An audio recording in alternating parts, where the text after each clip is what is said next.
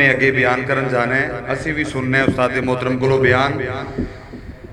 میں اب بلا تاخیر خطاب کے لیے دعوت دیتا ہوں، اور اس سے پہلے سٹیج کی زینت بنے ہیں میرے برادر اکبر، میرے ہم نام محترم جناب قاری عبد المنان سلفی حافظہ اللہ تعالی۔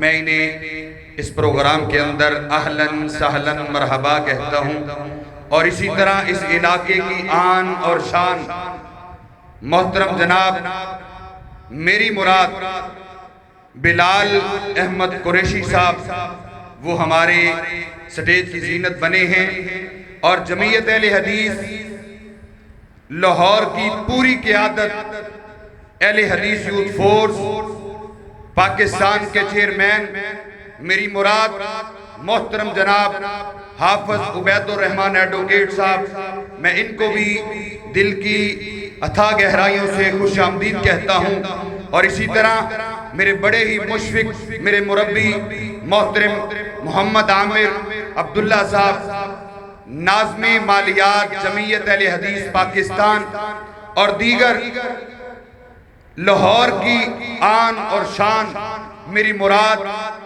اہل حدیث یوتھ فورس کے سرپرست میرے بڑے ہی مشفق محترم عبد الرحمن مغل صاحب، جنہوں نے آج اس پروگرام کے اندر سیکیورٹی بھی ہائر کی۔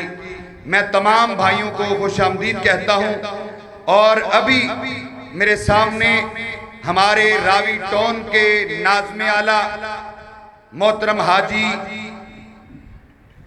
ارشد مغل صاحب اس پروگرام کے اندر آئے ہیں اپنی پوری ٹیم کے ساتھ۔ میں ان کو بھی اس پروگرام کے اندر اہلاً سہلاً مرحبا کہتا ہوں۔ تو اب بلا تاخیر خطاب کے لیے دعوت دیتا ہوں۔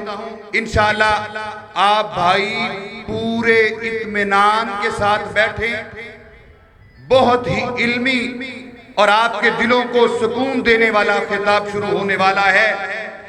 میرے بڑے مشفق میرے مربی استاد، اور یہاں پر ان کے الحمدللہ بہت کثیر تعداد میں شاگرد بھی موجود ہیں سٹیج پہ، جن کا میں نے نام لیا محترم عبد المنان سلفی صاحب، اور میں خود بھی استاد محترم سے حدیث کا لیکچر لیا، ان سے حدیث کے جو ہیں وہ حدیث سیکھی۔ تو میں ابھی خطاب کے لیے دعوت دیتا ہوں محترم جناب میری مراد مفتی عتیق الرحمن علوی حفظہ اللہ تعالی۔ الصلاة والسلام على سید الانبیاء وخاتم المرسلین، الحمد للہ حمدا کثیرا طیبا مبارکا فیہ مبارکا علیہ کما یحب ربنا ویرضى۔ الحمد للہ الذی لم يتخذ ولدا ولم يكن له شریک فی الملک ولم يكن له ولی من الذل وکبرہ تکبیرا۔ اللہم صل علی محمد وعلی آل محمد کما صلیت علی ابراہیم وعلی آل ابراہیم انکا حمید مجید۔ اللہم بارک علی محمد وعلی آل محمد کما بارکت علی ابراہیم وعلی آل ابراہیم انکا حمید مجید۔ رب اشرح لی صدری ویسر لی امری واحلل عقدۃ من لسانی یفقہوا قولی واجعل لی وزیرا من اہلی۔ اعوذ باللہ من الشیطان الرجیم، بسم اللہ الرحمن الرحیم۔ لقد کان لکم فی رسول اللہ اسوۃ حسنہ۔ وقال جل وعلا في مقام آخر فهل عسيتم إن توليتم أن تفسدوا في الأرض وتقطعوا أرحامكم اولئک الذین لعنہم اللہ فاصمہم واعمی ابصارہم۔ ہر قسم کی حمد و ثنا اللہ وحدہ لا شریک کے واسطے ہیں۔ درود و سلام نبی دو جہاں احمد مجتبی جناب محمد الرسول اللہ صلی اللہ علیہ وسلم کی ذات بابرکات کے لیے ہیں۔ مختصر حمد و صلات کے بعد معزز سامعین کرام، معززات سامعات، رسول اکرم صلی اللہ علیہ وسلم اس دنیا میں تشریف لائے اور آپ کی جب عمر مبارک 38 سال ہوئی تو آپ کو اکیلا رہنا پسند آیا۔ آپ کو تنہائی بڑی اچھی لگ رہی تھی۔ اس کی وجہ یہ تھی کہ جب آپ لوگوں کے پاس جاتے تو دنیا کفر کے، شرک کے، بدعات کے کاموں میں مصروف ہوتے۔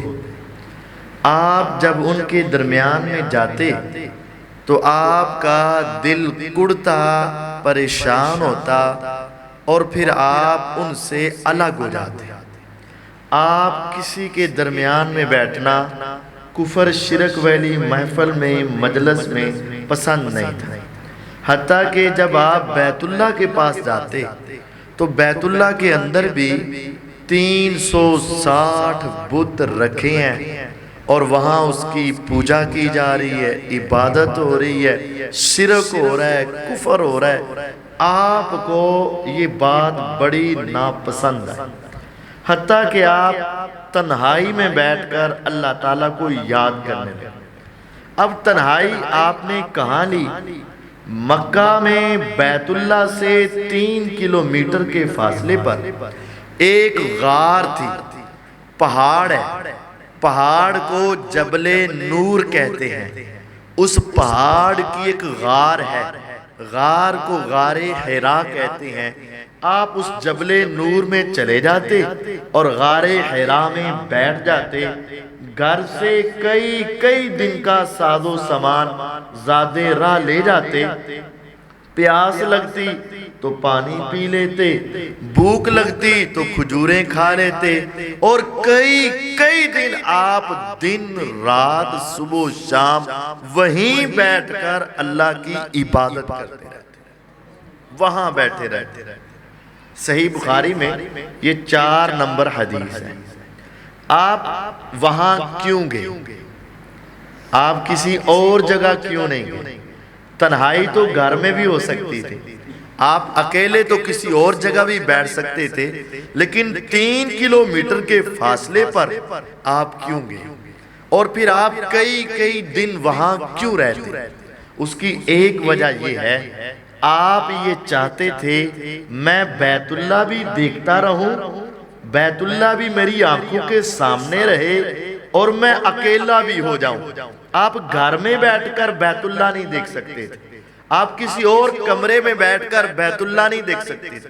اللہ تعالیٰ آپ سب کو لے جائے حج کے لیے اور آپ وہاں جائیں، پھر غار حرا کو دیکھیں۔ اللہ تعالیٰ نے مجھے توفیق دی، میں چڑھ گیا، اوپر پہنچ گیا۔ وہ غار حرا جہاں حضور بیٹھتے تھے میں وہاں چلا گیا۔ وہاں جا کر میں نے کیا دیکھا؟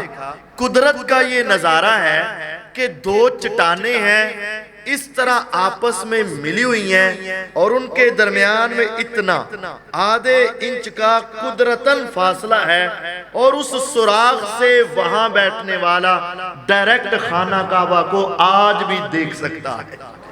حضور وہاں بیٹھتے اور بیت اللہ کو دیکھتے، روحانیت کو حاصل کرتے اور کئی دن وہاں تنہائی میں بیٹھے رہتے۔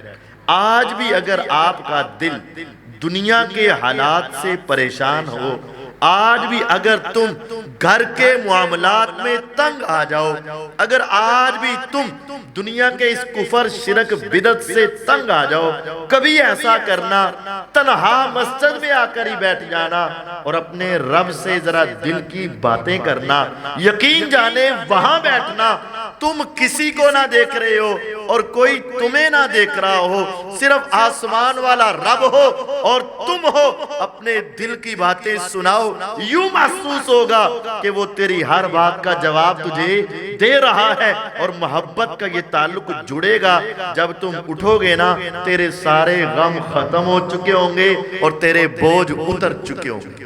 میرے آقا علیہ السلام 2 سال تک اسی کیفیت کے اندر رہے۔ ایک دن اچانک کیا ہوا، ایک شخص آپ کے سامنے آیا اچانک، نہ اس کے سیڑھیاں چڑھنے کی آواز آئی، نہ اس کے آنے کا کوئی کھٹکا ہوا، ایک دم سے آپ کے سامنے آ کے کھڑا ہوا تو حضور آخر انسان تھے، گھبرا گئے، ارے یہ کون، کہاں سے آیا اچانک؟ اب اس نے کہا اقرا، پڑھو۔ آپ نے فرمایا ما انا بیکاری، میں پڑھا لکھا نہیں، دنیا میں میرا کوئی استاد نہیں۔ اللہ تعالیٰ نے کسی انسان کو حضور علیہ السلام کا استاد نہیں بنایا۔ کیوں؟ وجہ، جب استاد ہوتا ہے نا، استاد شاگرد کو چھوٹا سمجھتا ہے اور وہ کہتا ہے، یہ فطرتی طور پر بات ہے کہ استاد یہ چاہتا ہے کہ شاگرد میری باتیں مانے، اور شاگرد بھی اچھا ہو تو اپنے استاد کو بڑا سمجھتا ہے اور پھر ان کے ادب و احترام میں کیا رہتا ہے، خاموش رہتا ہے۔ تو حضور نے تو ساری دنیا کو اپنے پیچھے لگانا تھا، تو اللہ تعالیٰ نے یہ پسند ہی نہیں کیا کہ نبی کا بھی دنیا میں کوئی استاد ہو اور یہ کہے کہ تم میری بات مانو، آخر ہے تو تم میرا ہی شاگرد نا، ایسے کہنے کی اللہ تعالیٰ نے رکھی نہیں۔ آپ نے دنیا میں کسی انسان سے پڑھا ہی نہیں، تو انہوں نے کہا پڑھو۔ آپ نے فرمایا مانا بیکاری، مجھے اوپر سے دیکھ کر بھی پڑھنا کوئی نہیں آتا۔ اس انسان نے اپنے بازو کھولے، جو ظاہری طور پر انسان تھا، ظاہر میں اصل میں انسان، اس نے اپنے بازو کھولے اور آپ کہتے ہیں اس نے مجھے اپنے سینے سے لگایا اور ذرا زور سے دبایا، پھر چھوڑ کے کہا اقرا، پڑھ۔ میں نے کہا ما انا بیکاری، میں نے تمہیں بتایا ہے کہ میں پڑھا لکھا نہیں ہوں۔ اب اس نے دوبارہ اپنے بازو کھولے، مجھے ایسے لیا، سینے سے لگا کے زور سے کھینچا، حتیٰ بلغ منی الجہد، حتیٰ کہ مجھے محسوس ہوا کہ کسی نے مجھے جپھی پائی، دبایا۔ پھر اس نے چھوڑ کے کہا اقرا بسم ربک الذی خلق، پہلی 2 مرتبہ وہ کہہ رہا تھا اقرا اقرا، آپ نے فرمایا ما انا بیکاری۔ جب اس نے کہا نا اقرا بسم ربک الذی خلق، پڑھ اس کے نام سے جس نے پیدا کیا، جب نام آیا رب تعالیٰ کا ایسے سینہ کھلا، آپ کہتے پھر میں نے پڑھنا شروع کر دیا، اقرا بسم ربک الذی خلق، خلق الانسان من علق، اقرا وربک الاکرم الذی علم بالقلم، علم الانسان ما لم یعلم۔ 5 آیات آپ پہ اس وقت نازل ہوئی، ابھی اس نے پڑھایا ایک دم سے غائب۔ کہتے ہیں میں اور پریشان ہو گیا، ارے یہ کون تھا، کہاں سے آیا، کیا پڑھا گیا مجھے؟ یہ آپ پر پہلی وحی کا آغاز تھا۔ جب وہ غائب ہوا، حضور علیہ السلام آخر انسان تھے، گھبرا گئے۔ آپ کہتے ہیں میں جلدی سے نیچے اترا، تیز تیز قدم چل کے 3 کلومیٹر کا فاصلہ طے کیا، گھر میں پہنچا تو ایک ہی کہا زملونی زملونی، لحاف دے دو، کمبل دے دو، کھیس دے دو۔ آپ نے لیا اور سو گئے۔ کچھ دیر کے بعد آپ اٹھے، تھوڑا سا غم ہلکا ہوا، آپ نے سارا واقعہ اپنی بیوی سیدہ خدیجہ رضی اللہ عنہ کو سنا دیا، ساری بات بتا دی، اور ساتھ ہی کہہ دیا اے خدیجہ واللہ لقد خشیت علی نفسی، مجھے نا اپنے آپ پر بڑا ڈر لگ رہا ہے، کہیں مجھے کچھ ہو ہی نہ جائے۔ جب آپ نے یہ کلمات کہے نا خدیجہ مجھے ڈر لگ رہا ہے کہیں مجھے کچھ ہو نہ جائے، یقین جانیے اس وقت سب سے پہلا حوصلہ حضور علیہ السلام کو جس نے دیا تھا وہ سیدہ خدیجہ رضی اللہ عنہا تھا۔ انہوں نے کہا کلا واللہ لا یخزیک اللہ ابدا، ہرگز نہیں، اللہ کی قسم اے محمد صلی اللہ علیہ وسلم، اللہ کی قسم اٹھا کے کہتی ہوں آپ کو کچھ نہیں ہوگا، میں اللہ کی قسم اٹھا کے کہتی ہوں آسمان والا رب آپ کو کبھی تنہا نہیں چھوڑے گا، آپ کو کبھی کچھ ہونے نہیں دے گا۔ کیوں؟ میں نے آپ کے اندر 5 صفات دیکھی ہیں، انکا لتصل الرحم وتحمل الکل وتکسب المعدوم وتقری الضیف وتعین علی نوائب الحق۔ آپ کے اندر نبوت سے پہلے بھی یہ 5 صفات ہیں، اور جس میں یہ 5 خوبیاں آ جائیں میرا یقین ہے کہ رب تعالیٰ اس کو کبھی ضائع نہیں کرتا۔ 5 خوبیاں کیا جو حضور علیہ السلام پر نبوت سے پہلے بھی تھی، ابھی تو نبوت کا آغاز ہوا، اور اماں خدیجہ رضی اللہ عنہا نے یہ باتیں آپ کے اندر پہلے دیکھی ہیں، اور نبوت کے بعد بھی آپ کے اندر یہ صفات اعلیٰ درجے کی پائی گئی۔ اگر آج ہمیں پیغمبر علیہ السلام کے آنے کی سچی خوشی ہے، اور آج اگر ہمیں پیغمبر علیہ السلام کے ساتھ سچی محبت ہے، تو یہ 5 خوبیاں ہمارے اندر بھی ہونی چاہیے۔ اور اگر صدقے جاواں، قربان جاواں، ماں پیو قربان، میں بھی قربان، ہر شے قربان، لیکن گل مننی تو پھر فائدہ۔ ابو جی توڑے نہ بڑا ہی پیار ہے، میرا تے توڑے لگے اٹھن تے دل ہی نہیں کردہ، نہیں پتر پیاس لگی پانی تے نہیں ابو پیار ہی ہے، میں تیرے لگے اٹھنا کوئی نہیں، پانی نہیں پیانا، لیکن پیار بڑا ہے میرا، میں قربان ہی چلا جاواں، اگر میں تیرے لگے اٹھ کے چلا گیا تو میرا پیار کٹ جانا ہے۔ پتر پیاس لگی پانی پیا، نہیں پانی میں کوئی نہیں پیانا، کیونکہ میں اٹھ کے گیا تو میری محبت کٹ جانی۔ یہ بات ختم کر دوں۔ اگر سچی محبت ہے تو بات مانو، بات مان، اگر بات نہیں مانی تو زبانی کلامی پیار ابو کو بھی قبول تو اللہ کو بھی قبول نہیں، کہ صرف زبانی گلیں کرتا رہے نہیں۔ 5 باتیں حضور علیہ السلام کیا تھی؟ سب سے پہلی بات انکا لتصل الرحم، آپ کیا کرتے ہیں؟ صلہ رحمی کرتے ہیں۔ ایک ہے لفظ صلہ، ایک ہے رحم۔ صلہ کا معنی ہوتا ہے ملانا، ملایا اس کو جاتا ہے جو چیز ٹوٹی ہو، جڑی پہلے ہی جڑی ہے اس کو ملانا نہیں ہوتا۔ صلہ کا معنی یہ ہے ٹوٹی چیز کو ملانا۔ رحم کا معنی ہوتا ہے رشتہ، رشتہ داری کو ملانا۔ صلہ رحمی رشتہ داری کو ملانا، یہ کس کی صفت ہے؟ میرے نبی علیہ السلام پہلی صفت صلہ رحمی، رشتہ داری کو جوڑنا۔ اب رشتہ داری کو جوڑنا شریعت میں کیا ہے اور ہمارے ہاں کیا ہے؟ ہم کہتے ہیں جی کو جی ہے، تو کو تو ہے، جیسا کرو گے ایسا برو گے، اچھا کرو گے اچھے رہاں گے، پیڑا کرو گے پیڑے رہاں گے، جڑا ملے گا ملیں گے، نہیں ملے گا اسی کسی کو لے کے کھانے نہیں۔ یہ ہماری صلہ ہے، ایسا ہے کہ نہیں ہے؟ وہ ہماری شادی پہ آیا، ہم جائیں گے یار ہمارا حق بنتا ہے، وہ نہیں آئے تو میں کیوں جاواں، میں ویلا ہوں۔ یہ ہماری سوچ ہے۔ وہ ہماری غمی پہ آیا، یار میرا حق بنتا ہے، ہر کام چھوڑ کے جاؤں گا میں، لیکن اگر وہ نہیں آیا تو میں فارغ ہوں، میں کیوں جاواں۔ یہ ہماری سوچ ہے۔ لیکن میرے نبی علیہ السلام رشتہ داری کو جوڑنے کے لیے آئے، اور آپ نے ساری زندگی رشتہ داری کو جوڑا، رشتہ داری کو جوڑا۔ آپ نے کبھی بھی رشتہ داری کو توڑا نہیں، چاہے کچھ بھی ہو جاتا۔ میرے نبی پاک صلی اللہ علیہ وسلم کے پاس ایک صحابی آیا، آ کر کہتا ہے اے اللہ کے نبی علیہ السلام، میرے رشتہ دار ہیں، میرے چچا کے بیٹے ہیں، میں ان سے تعلق جوڑتا ہوں، وہ مجھ سے تعلق توڑتے ہیں، میں ان کے قریب ہوتا ہوں، وہ مجھ سے دور ہوتے ہیں، میں ان کو اچھا سلوک کرتا ہوں، وہ میرے ساتھ برا سلوک کرتے ہیں۔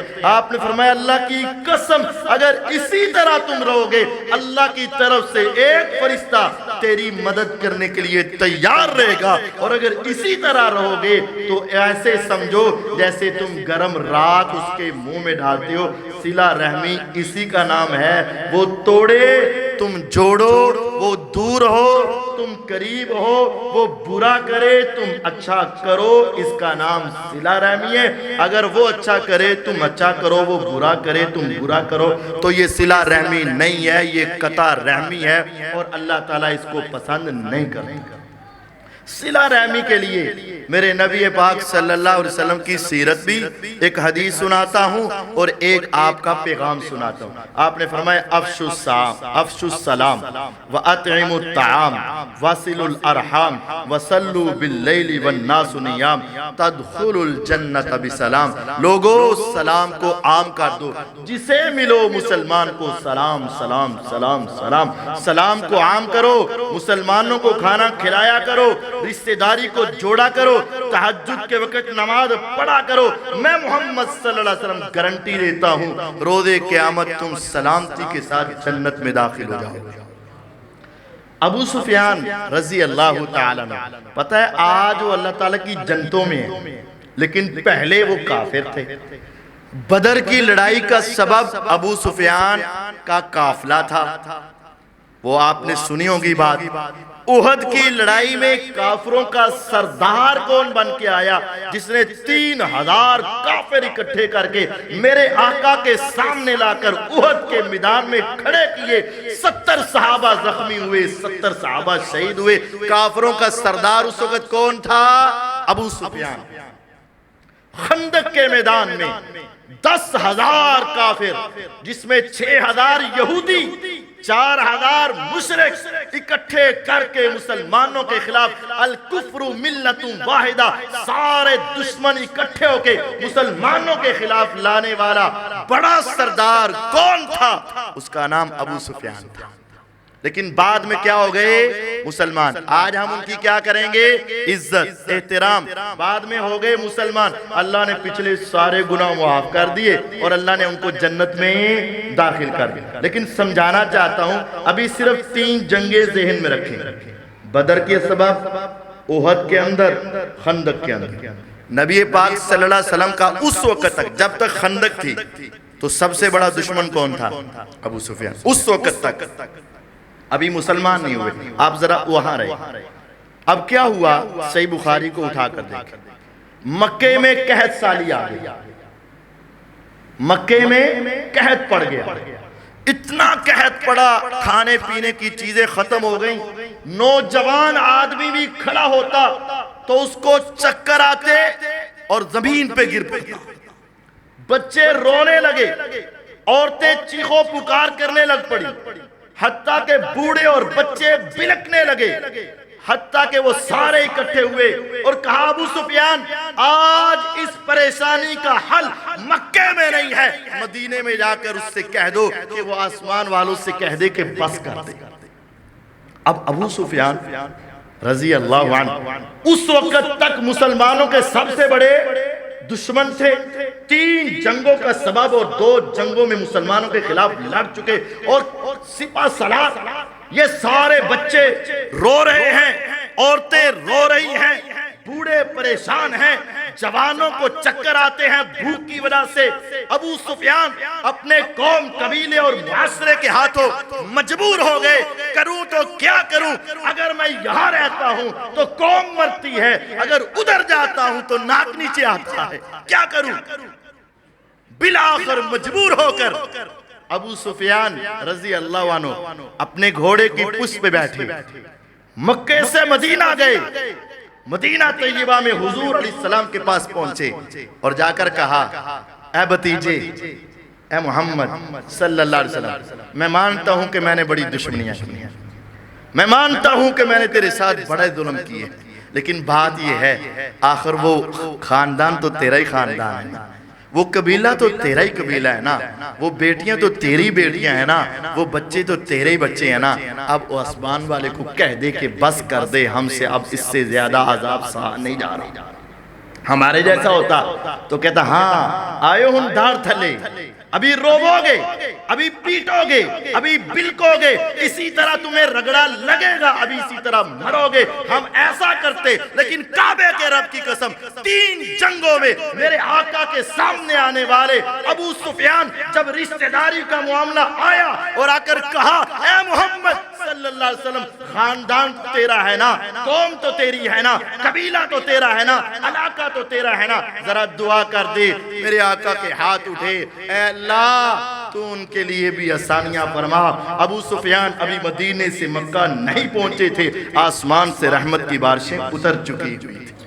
میرے آقا نے رشتہ داری کو جوڑا، اور یہاں کیا ہے، وہ تو ایک کافر مسلمان تھے، ابو سفیان اس وقت کا کافر تھے، اور حضور کیا تھے، مسلمان۔ ادھر اذان ہوتی ہے، وہ اپنے گھر سے نکلا، یہ اپنے گھر سے نکلا، کدھر، مسجد میں اذان ہوئی ہے، اچھا وضو کیا، وہ پہلی صف میں، یہ پہلی صف، اس نے اسے دیکھا، اچھا اس نے اسے دیکھا، وہ ادھر چلا گیا، وہ ادھر چلا گیا، نماز تو پڑھی پہلی صف میں۔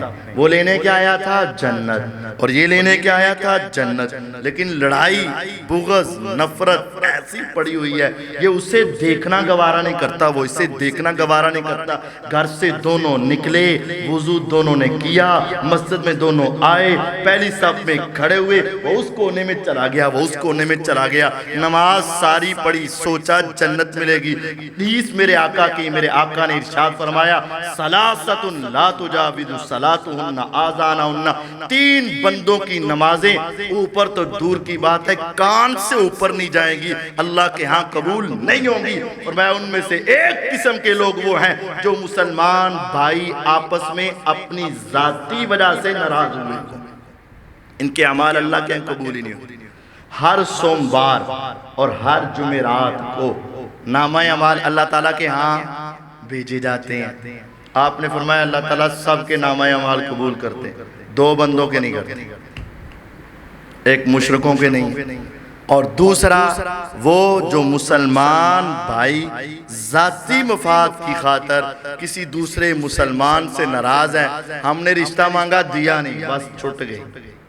ہمارے ہاں یہ ہے، ہم نے رشتہ دیا نہیں، بس ٹوٹ گئی، ہمارے ہاں یہ ہے۔ اب کیا ہے، وہ جنت وہ بھی دیکھنا چاہتا ہے، جنت وہ بھی، لیکن سوموار کا دن آتا ہے، فرشتے نیکیاں لکھتے ہیں، قرآن پڑھا لکھا، حدیث پڑھی لکھی، ترجمہ پڑھا لکھا، نماز پڑھی لکھی، روزہ رکھا لکھا، زکوٰۃ دی لکھی، صدقہ دیا لکھا، ساری نیکیاں فرشتوں نے لکھی، لے کر سوموار کو یا جمعرات کو اللہ تعالیٰ کے ہاں پیش کی، پیش کرتے ہوئے ساتھ بتا دیا، اللہ نمازیں پڑھتا تھا، روزے رکھتا تھا، صدقہ کرتا تھا، قرآن کی تلاوت کرتا تھا، وعدے کا پکا تھا، زبان کا سچا تھا، ساری نیکیاں اس میں موجود تھیں، لیکن ایک غلطی ہے کہ مسلمان بھائی کا رشتہ اس نے توڑ دیا ہوا۔ حدیث کے الفاظ صحیح مسلم کی حدیث، میرے آقا کہتے ہیں، اللہ تعالیٰ کہتے تھے انظروا حتی یستلیھا، انظروا حتی یستلیھا، لے جاؤ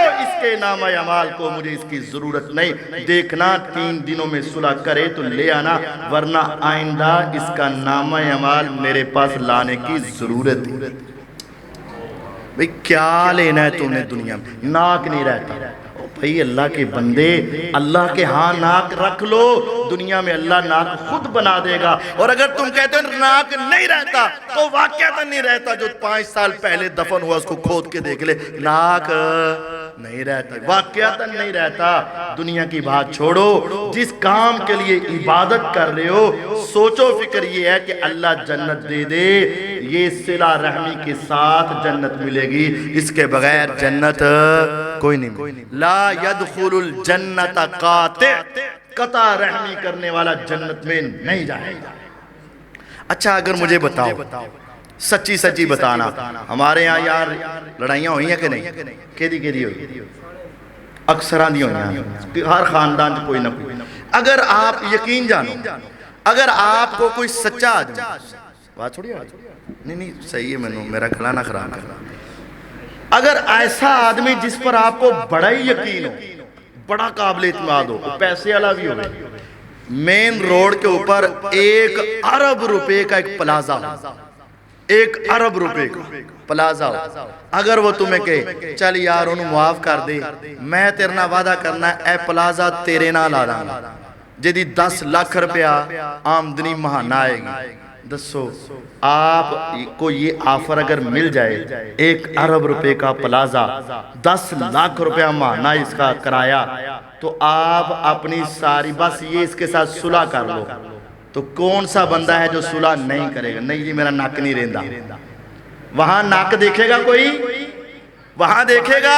یقین جانیے اگر دوسرے کے پاؤں بھی پکڑنے پڑے گے تو کہے گا یار ایک واری مان جا تاکہ میری زندگی سوکھی ننگ جائے۔ لیکن یہ لاکھ روپیہ کیا، 10 لاکھ کیا، عرب کیا؟ حدیث سنیے، پہاڑوں سے ٹھوس موتیوں سے قیمتی پیغمبر علیہ السلام کی وہ حدیث جو سونے چاندی سے بڑھ کر زمزم کے پانی سے لکھنے کے قابل ہے۔ محمد الرسول اللہ صلی اللہ علیہ وسلم نے کہا تھا انا زعیم ببیت فی ربض الجنہ لمن ترک المراء وان کان محقا۔ میں تیری صلح کروانے کے لیے آیا، تم نے کہا اس نے غلطی کی، میں اس کے پاس گیا، اس نے کہا اس نے غلطی کی، میں دونوں کی بات سنی، تو اپنے طور پہ سچا ہے، وہ اپنے طور پہ سچا ہے، لیکن یہ حدیث سن لے، میرے آقا نے کہا لوگو اگر تم حق پر ہوتے ہوئے، سچ پر ہوتے ہوئے مان لیا اس نے تیرا حق مارا ہوا، مان لیا اس نے تیری توہین کی ہے، مان لیا اس نے تیری عزت کو خراب کیا، مان لیا اس نے تیرے اوپر تہمت لگائی، مان لیا تو 100% سچا، وہ 100% جھوٹا، مان لیا۔ لیکن اگر تو سچا ہو کر تب بھی اگر اس دنیا میں ایک مرتبہ کہہ دے خدایا تیری خاطر میں نے اسے معاف کیا، میرے آقا کہتے ہیں جو حق پر ہوتا ہوا بھی رشتہ داری کو جوڑ لے اور اس لڑائی کو ختم کر دے، آ جائے روز قیامت میرے پاس، میں محمد صلی اللہ علیہ وسلم اس کو جنت میں ایک کارنر کا محل لے کر دوں گا، سونے کا بنا، چاندی کا بنا، ہیروں کا بنا، جواہرات کا بنا، موتیوں کا بنا، اور اس کی سب سے بڑی خوبی یہ ہے اس میں جب بندہ جائے گا لا یفنا شبابہم ولا تبلا ثیابہم، جوانی ایسی ملے گی کبھی تمہیں بڑھاپا نہیں آئے گا، صحت ایسی ملے گی کبھی تمہیں بیماری نہیں آئے گی، منہ سے تھوک نہیں آئے گا، ناک سے بلغم نہیں آئے گی، پیشاب اور پخانہ نہیں آئے گا، جو چاہو گے سو ملے گا۔ آج دنیا میں تیرا 1 ارب کا نہیں 2 ارب کا پلازہ بھی مل جائے، صرف آنکھیں بند ہونے کی دیر ہے، وہ سارا ختم، بلکہ تیری اولاد اس پر سے لڑ لڑ کے مرے گی کہ وہ دوسروں کو قتل و غارت تک پہنچ جائے گی۔ لیکن اگر چاہتے ہو مجھے جنت کا محل مل جائے، ہمیشہ کی زندگی مل جائے، سونے چاندی کے محل مل جائے، ہمیشہ کی صحت مل جائے، جو دل میں آئے وہ مجھے مل جائے، ایک آسان نسخہ ہے، دنیا کے اندر صرف 1 مرتبہ یہ کام تو ضرور کر لینا۔ اللہ دیکھو اس نے میرے اوپر ظلم کیا، لوگوں اس کا میرے اوپر ستم تھا، میں مظلوم تھا، میں صحیح تھا، وہ غلط تھا، لیکن میرے آقا کی حدیث نے میرے دل کو موڑ دیا، میں دنیا میں رہنے کے لیے نہیں آیا، میں تو جنت کا راستہ تلاش کرنے کے لیے آیا۔ اے پیغمبر علیہ السلام تیری حدیث میں نے ایک عالم سے سنی تھی، آج میں وعدہ کرتا ہوں کہ میں اللہ کی خاطر ان کو معاف کرتا ہوں، کعبے کے رب کی قسم معاف کرنا تیرا کام ہے، جنت کا محل لے کر ضمانت کس کی ہے؟ محمد الرسول اللہ صلی اللہ علیہ وسلم کی۔ ارے نمازیں پڑھتے ہو کیوں؟ جنت مل جائے، لیکن یقین پکی موہر ہو گئی قبول تو مل گئی، نہیں ہوئی تو نہیں۔ روزے رکھتے ہو مقصد جنت مل جائے، حج کے لیے جاتے ہو مقصد جنت مل جائے، عمرے کے لیے جاتے ہو مقصد جنت مل جائے، اگر کوئی اور مقصد تو تب تو تباہی، اور اگر تیرا مقصد ہی دنیا کی نیکی کا جنت ہے تو یہ کتنا شارٹ کٹ طریقہ ہے، اور گارنٹی کس کی ہے؟ محمد الرسول اللہ صلی اللہ علیہ وسلم کی۔ اپنی رشتہ داری کو جوڑ لے، سچا بھی ہے تب بھی معاف کر دے، دنیا میں ناک رہے نہ رہے جنت کا تیرا ناک پکا ہو جائے گا۔ اور اگر پھر بھی نہ مننے، قاری صاحب گلاں توڑیاں صحیح نے لیکن میں نہیں مننا، ہوتے ہیں گل توڑی ٹھیک ہے لیکن بس میرا دل نہیں مننا، نہ من۔ لیکن ایسے سن 26واں پارہ، سورت کا نام سورت محمد صلی اللہ علیہ وسلم۔ فَهَلْ عَسَيْتُمْ إِن تَوَلَّيْتُمْ، قریب ہے کہ اگر تم نے منہ موڑ لیا، ان تفسدوا فی الارض، زمین میں خرابیاں کرنے لگے، وَتُقَطِّعُوا أَرْحَامَكُمْ، اور رشتہ داری کے ٹکڑے ٹکڑے کرنے لگے، اولئک الذین لعنہم اللہ، پھر ایسے لوگوں پر اللہ کی لعنتیں برستی ہیں۔ رشتہ داری کو توڑنے والا کون ہے؟ لعنتی انسان ہے. اور کس کی لعنت اس پر؟ اللہ. اور رشتہ داری کو جوڑنا والا کیا ہے؟ جنتی انسان ہے. اب تیری مرضی ہے اللہ کی لعنت کو کما لے, دنیا میں ناک رکھ لے, یا تیری مرضی ہے دنیا کے ناکوں کو چھوڑ لے, جنت کی ٹکٹ لے لے. یہ تیری مرضی ہے. رشتہ داری کو جوڑے گا تو جنت ہے, توڑے گا تو جہنم ہے.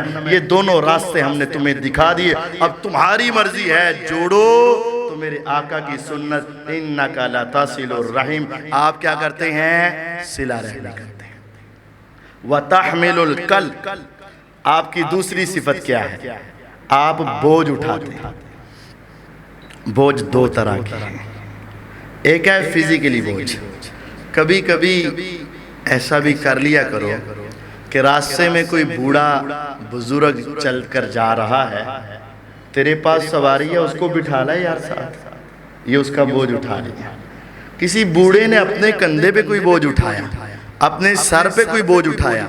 تم جوان ہو, صحت مند ہو, اپنے بازار کے گلی کے کونے پہ کھڑے باتیں اور گپے مار رہے ہو, ذرا اس بوڑھے کا بوجھ اپنے کندھوں پہ اپنے سر پہ اٹھا کر کہے چچا چل کہاں جانا ہے, تیرا بھتیجا تیرے ساتھ جائے گا. یقین جانیے کبھی زندگی میں ایسا کر کے دیکھنا, جب تم اس کا بوجھ اپنے جسم پہ لادو گے نا اور اس کے ساتھ ساتھ چلو گے نا, پھر اس کے دل سے تیرے لیے ایسی دعائیں نکلیں گی کہ وہ تیری دنیا بھی کامیاب ہو جائے گی, تیری آخرت بھی کامران ہو جائے گی. وہ کون تھا جو مکے کی وادیوں میں بوڑھی عورتوں کے بھی بوجھ اپنے کندھوں پہ اٹھا کے ان کے گھروں میں پہنچا کے آیا کرتا تھا, جس کے ہاتھ ریشم سے زیادہ نرم تھے, جس کے جسم سے کستوری کی خوشبو آیا کرتی تھی, دوسرے لوگ اسے, دنیا اسے محمد کے نام سے یاد کرتی تھی صلی اللہ علیہ وسلم. فرمایا وَتَحْمِلُ الْكَلَّ, آپ لوگوں کے بوجھ اٹھاتے ہیں, اللہ آپ کو کبھی ضائع نہیں کرے گا. بوجھ کا دوسرا طریقہ, آج یہ نہیں اٹھاتا نہ اٹھا, لیکن کبھی کبھی غریبوں کا بوجھ اٹھا لیا کر, یتیموں کا بوجھ اٹھا لیا کر, مسکینوں کا بوجھ اٹھا لیا کر. تیری ساتھ والے علاقے میں, تیری ساتھ والی گلی میں, تیرے محلے میں یہ یتیم بچے ہیں. گرمیوں سردیوں کا موسم آتا ہے, اب سردیوں کا موسم ہے, اپنے بچوں کو جرابیں لے کر دے گا, اپنے بچوں کو ٹوپیاں لے کر دے گا, اپنے بچوں کو سویٹر اور جیکٹیں لے کر دے گا. ذرا غور کر لینا کہ یتیم بچے کے لیے بھی یہ چیزیں ہیں کہ نہیں ہیں. یقین جانیے جب کبھی تیرا دل دنیا سے اکتا جائے نا, کبھی کسی یتیم کے سر پہ ہاتھ رکھا کر اور اس کو سینے سے لگا کر کہا کر بیٹا آج کیا ہوا, اگر تیری خواہشیں سننے والا اس دنیا میں نہیں, چل میرے ساتھ چل, اس دکان پہ چل, بتا بیٹا تو نے بیگ کس طرح کا لینا ہے, بیٹا بتا تو نے بوٹ اور جوگر کس طرح کے لینے ہیں, بیٹا بتا تو نے اپنی مرضی کی چیزیں کیا لینی ہیں. اللہ کی قسم 2000 4000 5000 6000 کیا ہوا, اگر تیری بھی اولاد ایک بچہ زیادہ ہوتا تو دینا ہی تھا نا. کبھی اس یتیم کے اوپر یہ خرچہ کر کے دیکھنا, میرا رب تیرے لیے دنیا اور آخرت کے خزانے کس طرح کھول دیتا ہے, اور پھر ان کے دلوں سے جو دعائیں نکلیں گی نا وہ تیری دنیا بھی سنوار دیں گی, تیری آخرت بھی سنوار دیں گی. وَتَحْمِلُ الْقَلْبِ, میرے آقا کی دوسری صفت یہ تھی, آپ لوگوں کا بوجھ اپنے کندھوں پہ اٹھایا کرتے تھے, آپ لوگوں کے بوجھ اپنے آپ کے اوپر اٹھایا کرتے تھے. ہمیں یہ صفت اپنانی ہے, رشتہ داری کو جوڑنا ہے اور لوگوں کے بوجھوں کو اٹھانا ہے. تیسری صفت وَتَقْسِبُ الْمَعْدُومِ, میرے آقا بیواؤں کو کما کر دیتے تھے. معدوم جس کا خاوند نہیں, آج بھی ہوتا ہے, بیواؤں کے ساتھ ہوتا ہے, لیکن ذرا غلط سلوک ہوتا ہے. ہاں بہت کم ہیں جو اچھا سلوک کرتے. بھائی فوت ہو گیا, اس کی بیوی کو رکھ لیا, بھابی گھر میں ہے, لیکن اب کیا ہے, برتن بھی یہ دھوئے, گھر کی صفائی بھی یہ کرے, کپڑے بھی یہ دھوئے, سارے کام کاج بھی یہ کرے, اور پھر اس کو آگے سے اونچی سانس بھی نہیں لینے دینا. تھوڑی سی بات ہوئی, ہم نے تمہیں رکھا نہیں ہے, ہم تیرے بچے نہیں پالتے ہیں، ہم تیرے کام نہیں کرتے ہیں، ہم تیری ضروریات پوری نہیں کرتے ہیں، ہم تیرے ساتھ اچھا سلوک نہیں کرتے ہیں، ہم اس کو رکھ تو لیتے ہیں بیوہ کو، لیکن اس کے اوپر نیکی کر کے احسان چڑھا کے اپنی نیکیوں کو تباہ و برباد کر لیتے ہیں۔ کبھی کبھی اپنے رزق حلال میں سے نا اٹھا کر بغیر کسی لالچ کے، یہ نہ ہو کہ بیوہ کو دے اور اپنے گھر کے کام کروا، بیوہ کو دے اور اپنے گھر کی صفائیاں کروا، بیوہ کو دے اور اپنی ملازمہ بنا کر رکھ، ایسے نہیں۔ کبھی کبھی بیواؤں کو دیا کرو، یتیموں کو دیا کرو، مساکین کو دیا کرو، اور اللہ سے اس کے بدلے کی امید رکھا کرو۔ انما نطعمکم لوجہ اللہ لا نرید منکم جزاء ولا شکورا، ہم تو تمہیں کھلا رہے ہیں ایک اللہ کے چہرے کے دیدار کے لیے، نہ مجھے شکریہ کی کوئی ضرورت ہے، نہ مجھے اس کے بدلے کی کوئی ضرورت ہے۔ ایسے طور پر جو انسان کسی بیوہ اور یتیم کو کما کر دے گا، میرے نبی پاک صلی اللہ علیہ وسلم کی حدیث ہے، لوگو الساعی علی الارملہ والمسکین کالمجاہد فی سبیل اللہ، فرمایا بیواؤں کو کما کر دینے والا، مساکین کو کما کر دینے والا، اس کا درجہ اللہ کے راستے میں جہاد کرنے والے کے برابر ہے۔ مجاہد کا درجہ کیا ہے؟ فرمایا جو مجاہد اپنی اولاد کو چھوڑ کے، والدین کو چھوڑ کے، دنیا سے منہ موڑ کے، اپنی تلوار کو لے کے دشمن کے سامنے چلا جاتا ہے، نہ اپنے مال کی پرواہ، نہ اپنی اولاد کی پرواہ، نہ اپنے رشتہ داروں کی پرواہ، میدان جہاد میں جا کر شہید ہو جاتا ہے، اللہ تعالیٰ نے اس کے لیے جنت میں 100 منزلہ ایک محل بنا رکھا ہے، اس کی ایک منزل کا درمیانی فاصلہ، یہ تمہاری چھت 12-13 فٹ کے اوپر ہے، 12 فٹ کے اوپر ہوگی، لیکن جنت کا ایک منزل کا درمیانی فاصلہ کما بین السماء والارض، جتنا زمین سے لے کر آسمان کا فاصلہ، اس کو 100 سے ملٹی پلائی کر لے، 100 سے ضرب دے دے، اتنا اونچا محل ہوگا، جتنا اونچا انسان جائے گا اتنا اللہ کے قریب ہوتا جائے گا۔ آپ دنیا میں کہتے ہو نا اللہ اس کے درجات کو بلند کرے، 100 منزلہ محل یعنی اللہ کے بہت قریب۔ فرمایا ایک مجاہد اپنی جان کا نذرانہ دیتے ہوئے جس درجے کو پائے گا، خدایا میں بھی مجاہد کے برابر ثواب لینا چاہتا ہوں، لیکن بوڑھا ہو چکا ہوں، لیکن عورت ہوں، لیکن بچہ ہوں، کیا کروں؟ میدان میں کیسے پہنچوں؟ دشمن سے کیسے ٹکراؤں؟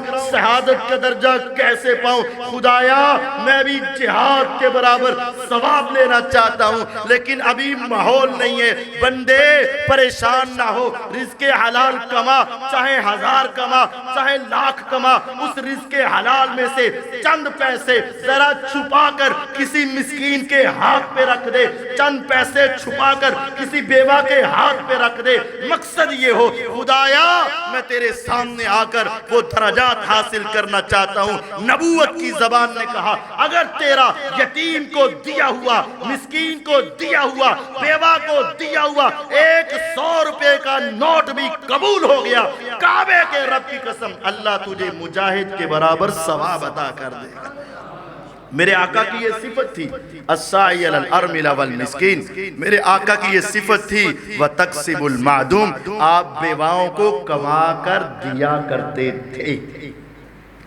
یاد آئے عبد المالک مجاہد صاحب، اللہ ان کی زندگی میں برکت ڈالے، ایک بڑے عالم ہیں، وہ پاکستان کے، اکثر رہتے ہیں سعودی عرب میں، دنیا کے کئی ملکوں میں ان کی کتابوں کے ادارے ہیں جس کا نام ہے دارالسلام، لاہور سیکٹریٹ کے پاس بڑا ادارہ ہے، اس کے وہ بڑے ہیڈ ہیں عبد المالک مجاہد صاحب، انہوں نے ایک کتاب لکھی، وہ آپ خرید لو، یقین جانو بڑا اچھا مشورہ ہے، خرید لو، 1000 2000 کی آ جائے گی، دعاؤں کی قبولیت کے سچے واقعات۔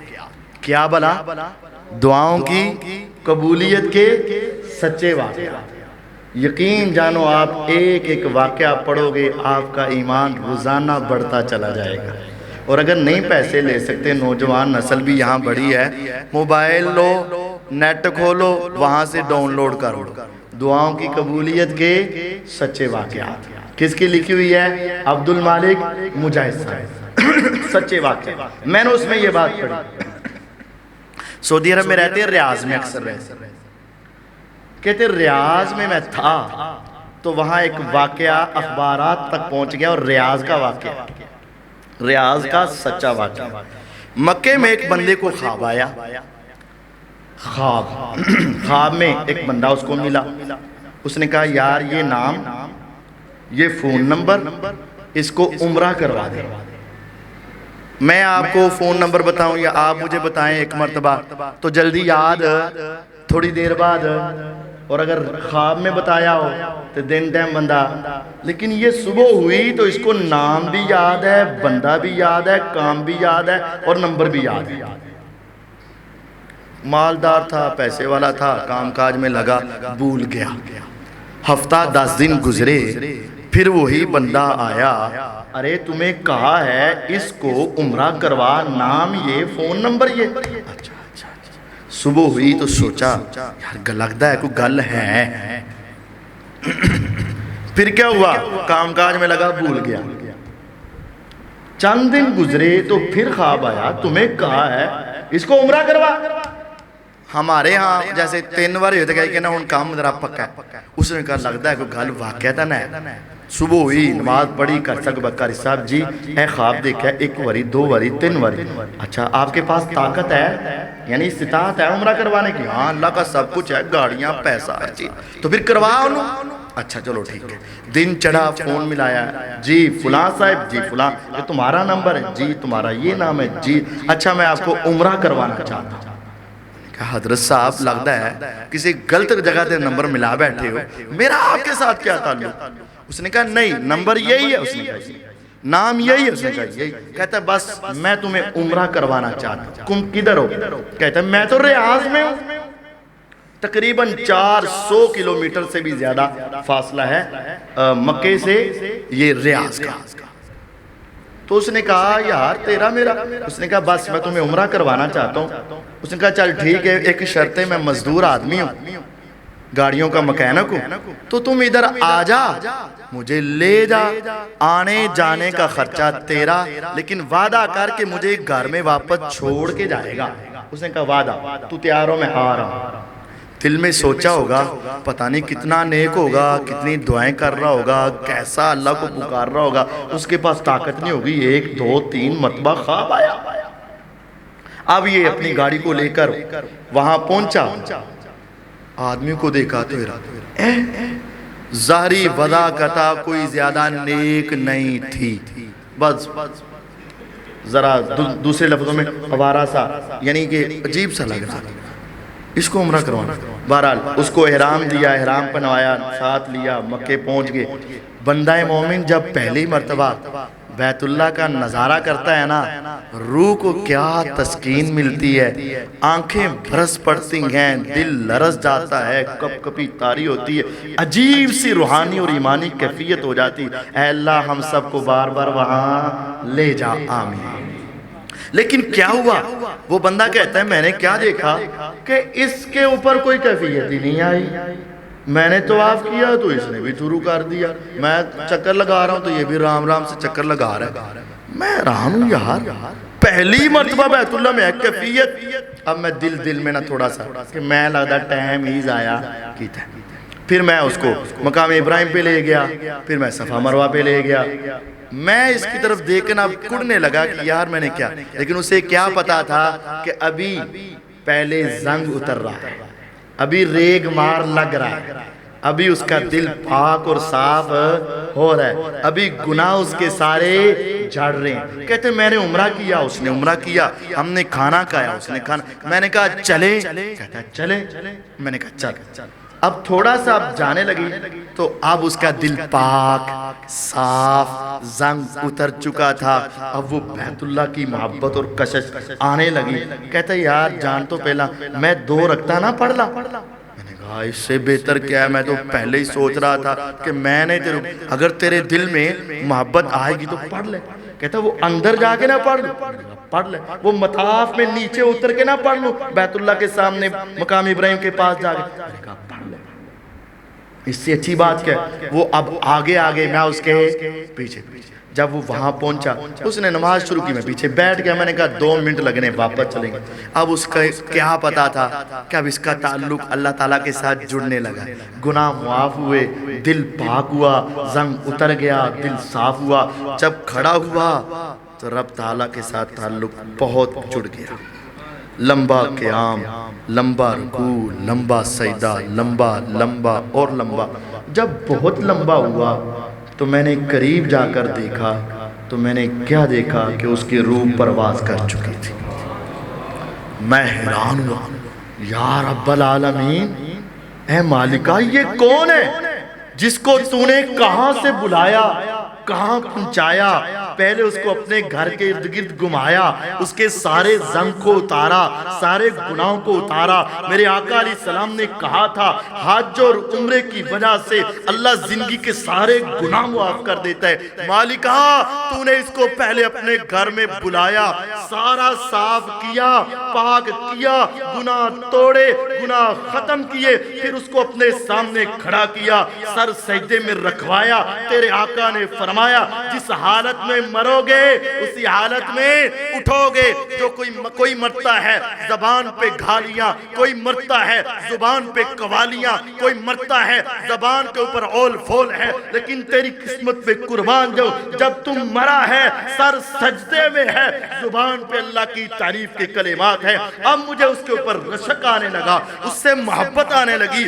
دنیا اٹھے گی اپنی اپنی حالتوں میں، تو اٹھے گا سر سجدے میں۔ کسی کے ہاتھ میں شراب کا پیالہ ہوگا، کسی کے ساتھ کیفیت زنا والی ہوگی، کسی کی کیفیت چوری اور ڈھاکے والی ہوگی، تیری کیفیت سر سجدے میں پڑی ہوئی ہوگی، زبان پر اس کی تعریف کے کلمے ہوں گے۔ اب میں اس کے ساتھ محبت کرنے لگا۔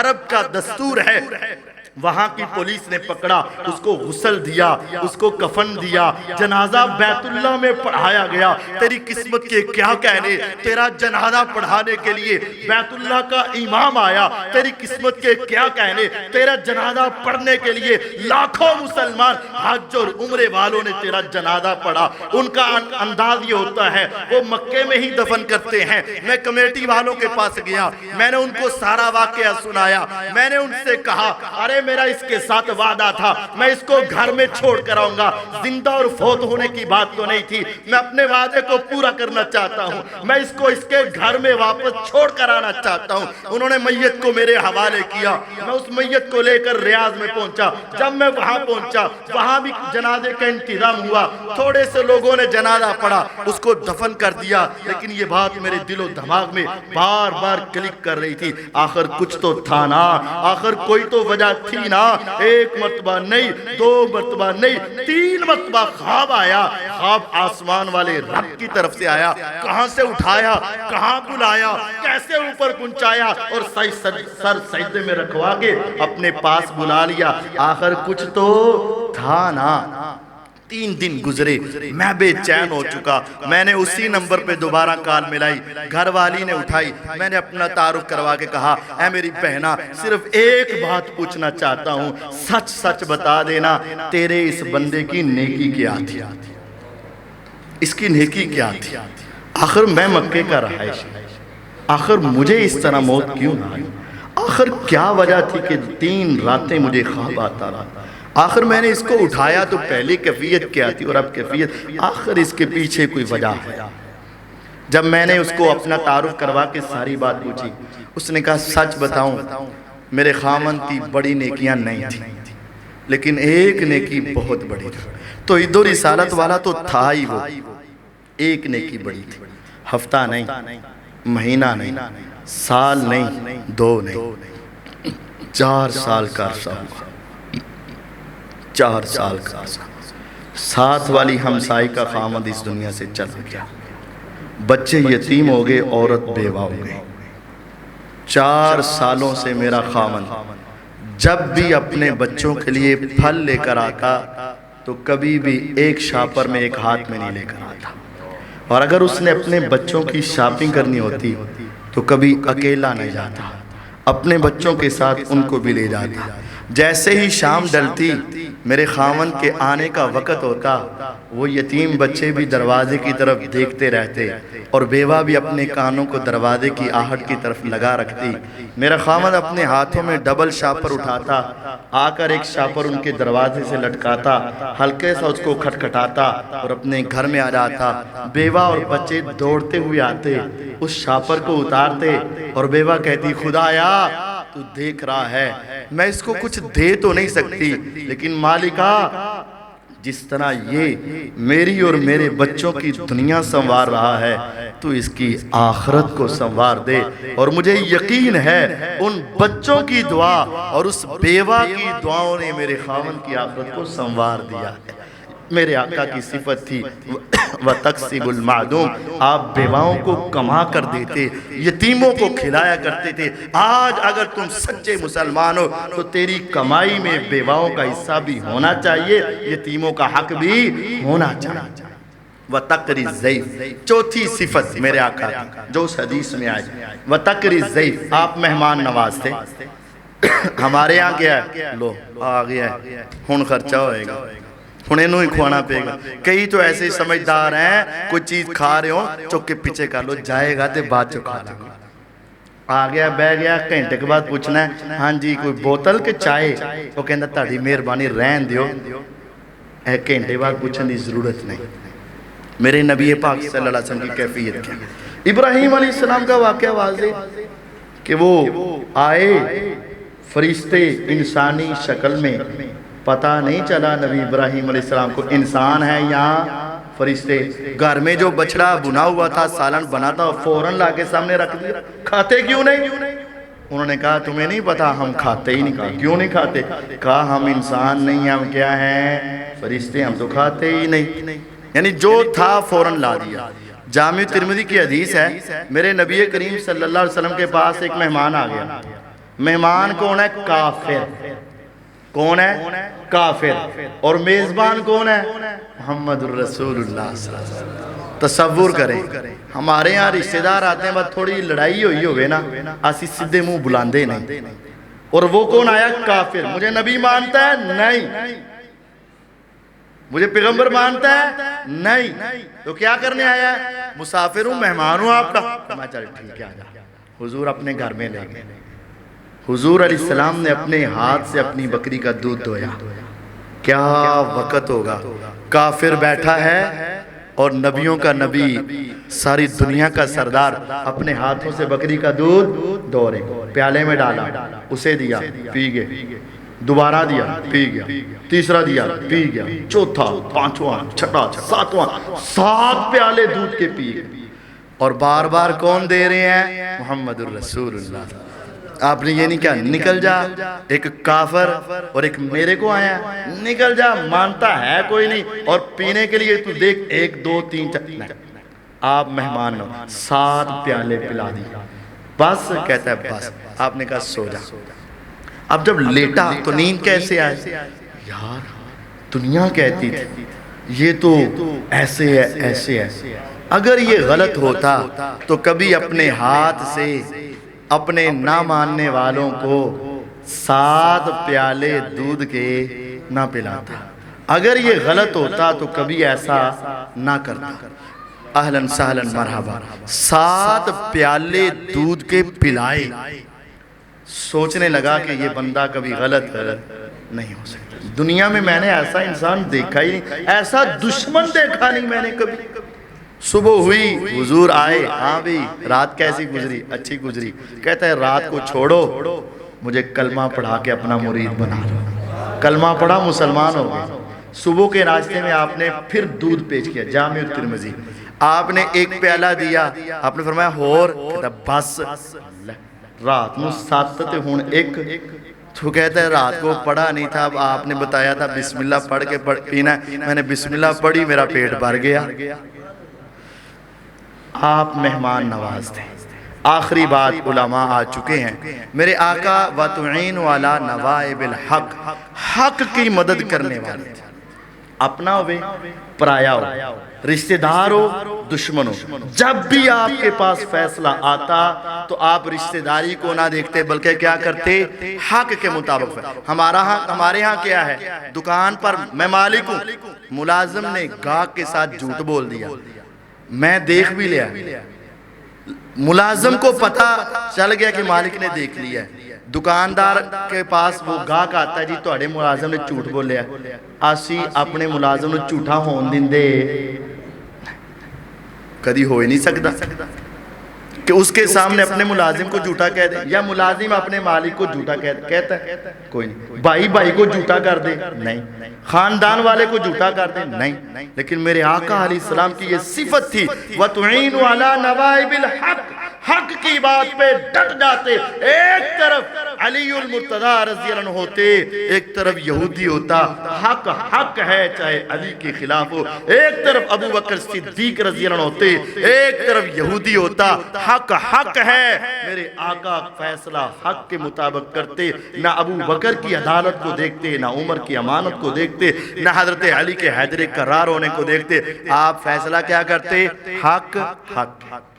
اگر آپ سچے مسلمان ہیں تو یہ 5 باتیں میرے اور آپ کے اندر آنی چاہیے۔ اِنَّكَ لَتَصِلُ الرَّحِمِ، میرے آقا کیا کرتے تھے؟ صلہ رحم۔ ہم نے بھی کیا کرنی ہے؟ صلہ رحم۔ اِنَّكَ لَتَصِلُ الرَّحِمِ وَتَحْمِلُ الْكَلْ، میرے آقا کیا کرتے تھے؟ بوجھ اپنے جسموں پر اٹھایا کرتے تھے۔ ہم نے بھی بوڑھوں کا، بیواؤں کا، یتیموں کا بوجھ اپنے کندھوں پہ اٹھانا ہے۔ وَتَكْسِبُ الْمَعْدُومِ، آپ بیواؤں کو کما کر دیتے تھے، ہم نے بھی اپنی کمائی سے کچھ حصہ اللہ کی ذات کے لیے، اللہ کے چہرے کے دیدار کے لیے ان کو دینا ہے، اور ہم نے مہمان نوازی کرنی ہے اور حق کا ساتھ دینا ہے، چاہے کوئی ناراض ہو چاہے کوئی راضی ہو، کسی کا خیال نہیں، حق کا خیال رکھنا ہے۔ اگر یہ 5 باتیں آپ میں یا مجھ میں آ جائیں تو پھر یاد رکھنا کبھی اللہ آپ کو ضائع نہیں کرے گا۔ جو بات سیدہ خدیجہ رضی اللہ عنہ نے کہی تھی، پھر اللہ آپ کو ضائع نہیں کرے گا۔ یہ باتیں میرے آپ میں آئیں گی، اللہ تعالی ہمیں بھی دنیا اور آخرت میں ضائع نہیں کرے گا۔ اللہ تعالی مجھے اور آپ کو سمجھنے اور پیغمبر علیہ السلام کی سیرت کو اپنانے کی توفیق عطا فرمائے۔ وآخر دعوانا ان الحمد للہ رب العالمین۔